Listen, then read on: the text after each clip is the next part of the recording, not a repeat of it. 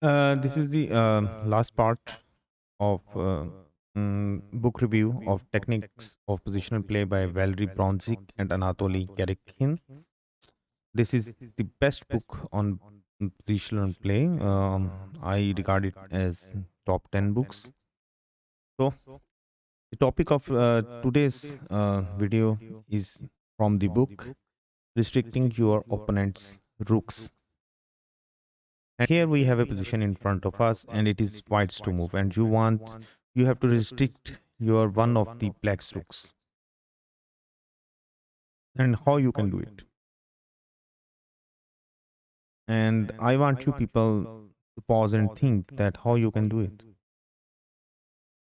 If you see that whites both of the rooks are attacking this pawn, and you have to dislodge one of the rook from the protection of this pawn. This rook over here of black can't be challenged, but this rook can be challenged.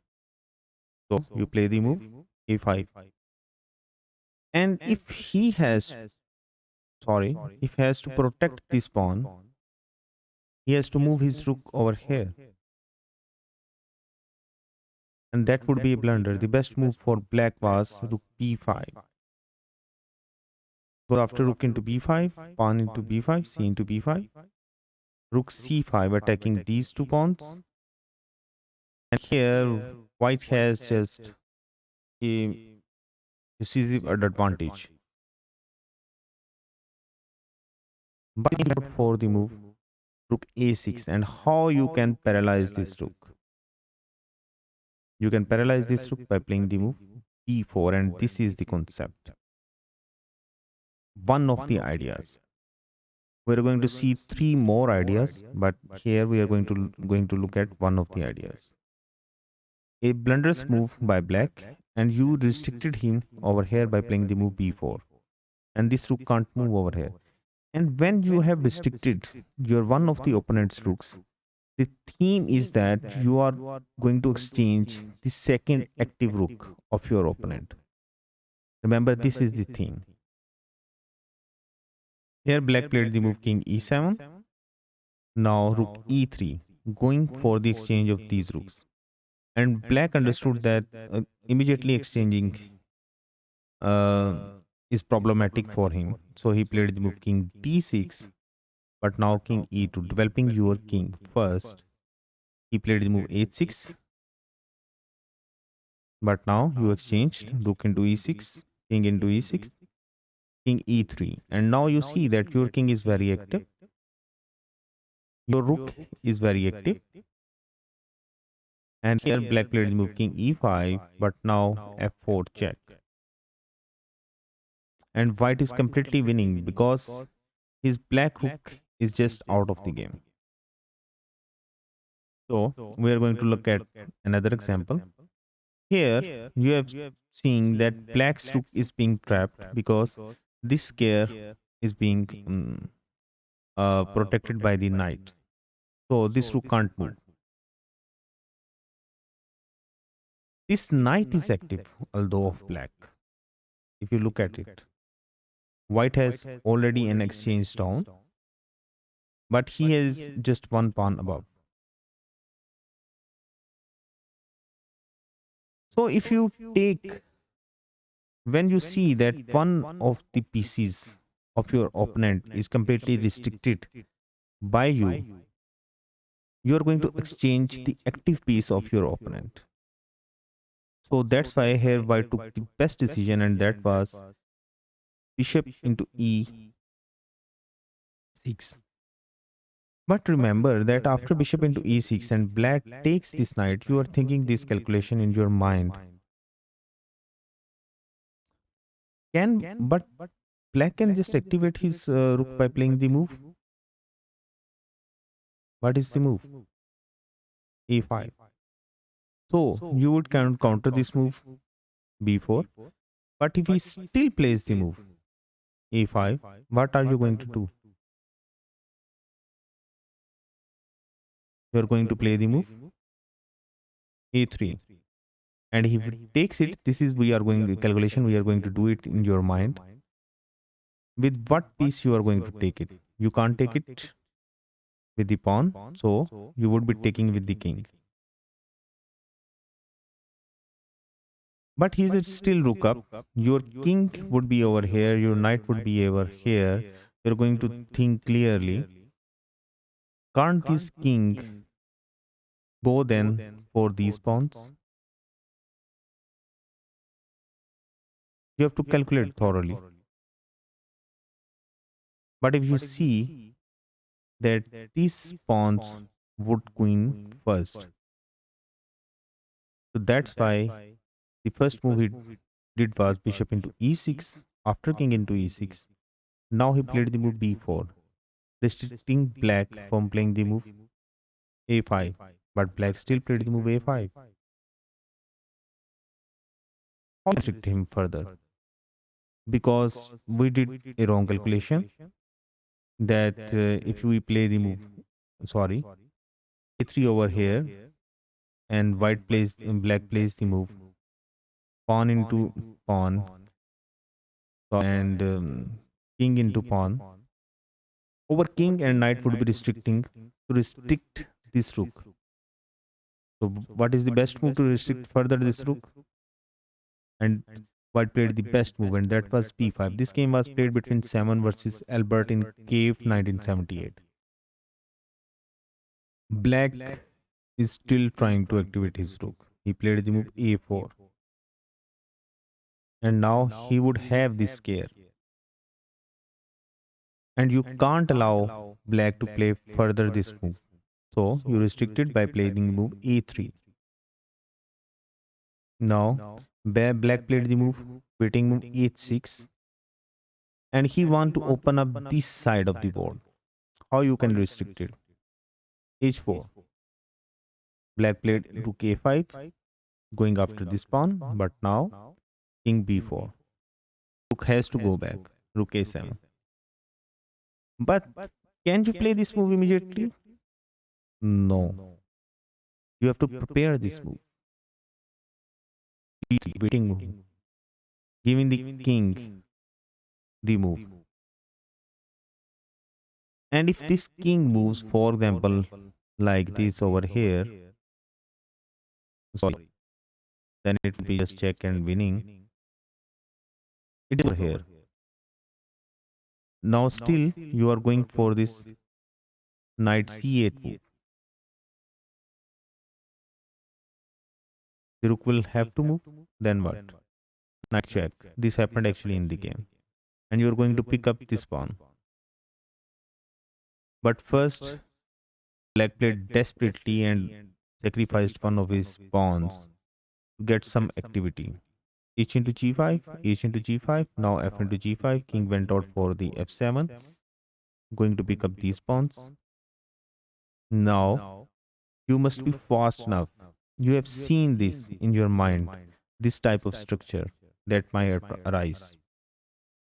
So knight c8, but rook is free to move back. But you are going to win this pawn. And these pawns are fast enough. We will see that in the game. Rook 8, now knight d6 check, king e6, now knight into b7, rook g8, now b6, rook into g5, knight e5. Everything is being covered, and the whole point of this move is that when you are going to play this move, your this square has been covered. So now e7, and there is no way that black can stop this pawn. These two pawns moving forward.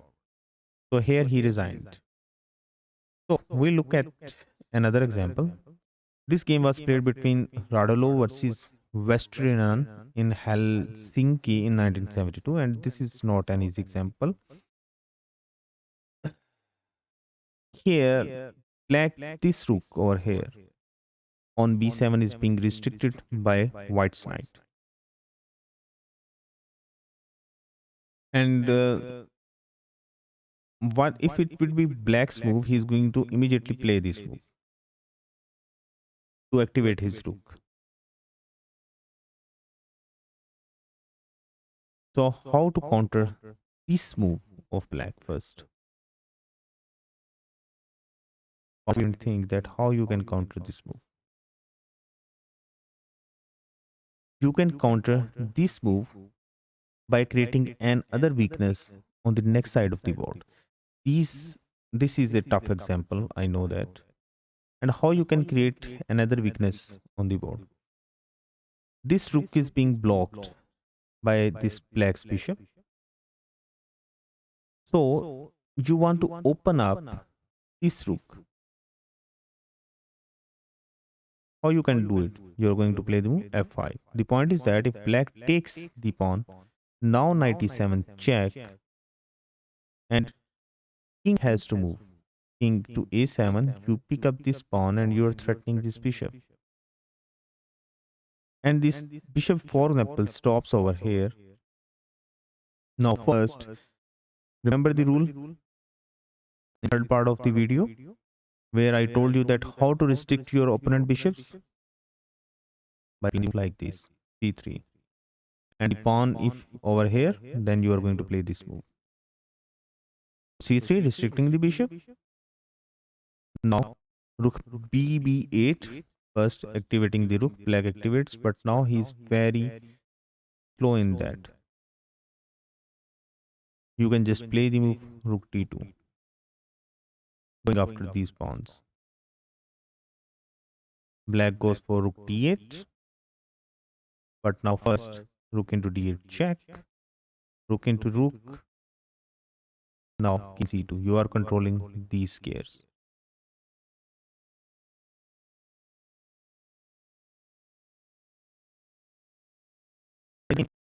He went out for the move e5 instead. But e into f5. I already told you that what happens. But in the game, he went out for the move e5. Still, this rook is being held down. And what is the best way still to tie this rook further? That you want your pawn over here. So you play the move b4.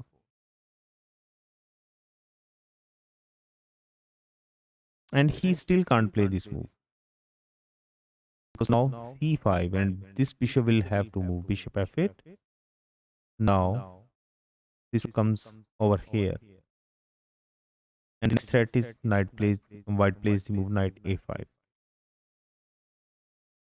So he played the move king g7 himself. Now rook e4. First also protecting the pawn and also bringing this rook over here on g4 and h4. The main theme. h5 controlling this square. Now h4. The point of this h4 move is that the bishop, black's bishop is being restricted between his pawns. This bishop can't move over here anywhere. This bishop has only one square over here.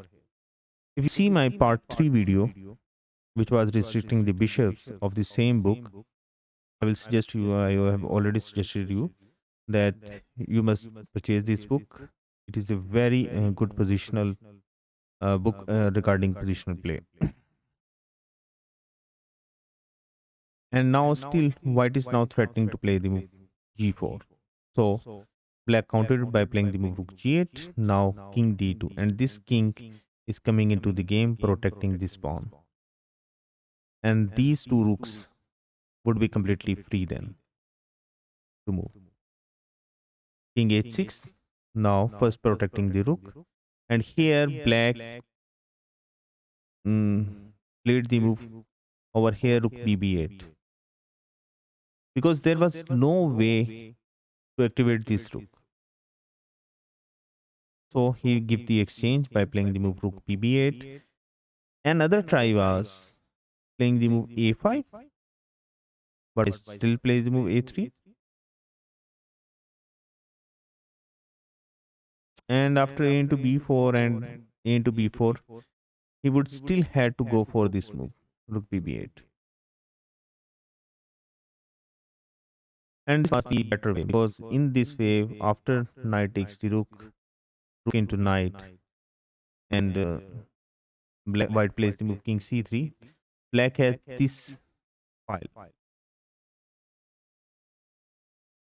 but in the game he immediately went out for this, and now knight into b8, bishop into b4 check, king e2, rook into b8, g4 by white, and in the long run, white went on to win this game. So we went on to our next example, and this is a tricky one. This is not an easy, and it will take time actually. Here, black's rook is very active, and I want you people to restrict this black rook. How you are going to restrict this black rook? This game was played between Zechik versus Vesikov in Telavi in 1982.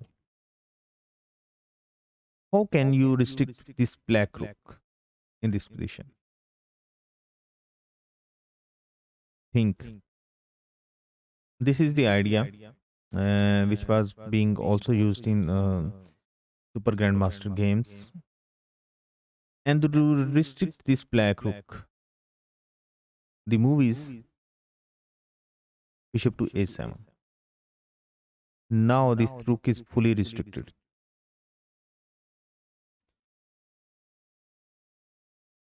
Black desperately play the move knight to f5. But what was the best move in this position?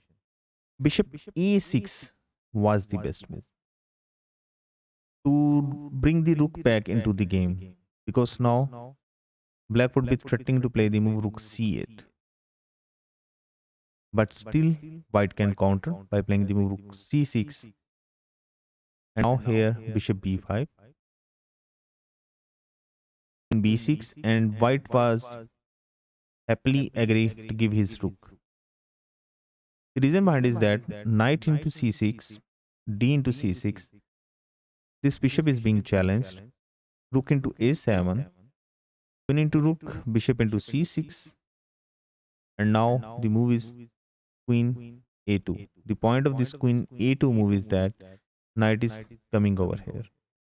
And this was the best way for black to continue. But he lost that movement, and white took advantage of that by moving queen to b7. Now you see that this rook is completely restricted, and he can just move over here. But the first move white is going to play is rook c7. Now this rook bat is taking control of this whole 7th rank.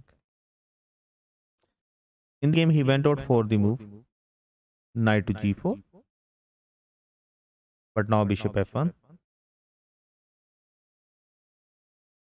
Because this bishop was very active for black, and you want to push your pawn forward, and this bishop was stopping it. So exchanging, so you was going to exchange it. Bishop into bishop, and here the point is that now knight is threatening this pawn, this knight is threatening this pawn, and if you take with this rook, sorry, if you take with this king, you are going to give this queen this care for check, because black was going to take this bishop after queen take. Black was sorry, white takes this bishop. Black was going to give the check and going to pick up this pawn. So I'm going to show you that what happens. This was the idea in white's mind, that uh, black was going to play the move rook into bishop after queen into rook. Now queen check, king would have to move, and now queen into pawn. And he wanted to avoid this. So that's why after bishop into f1, he went out for the move rook into f1.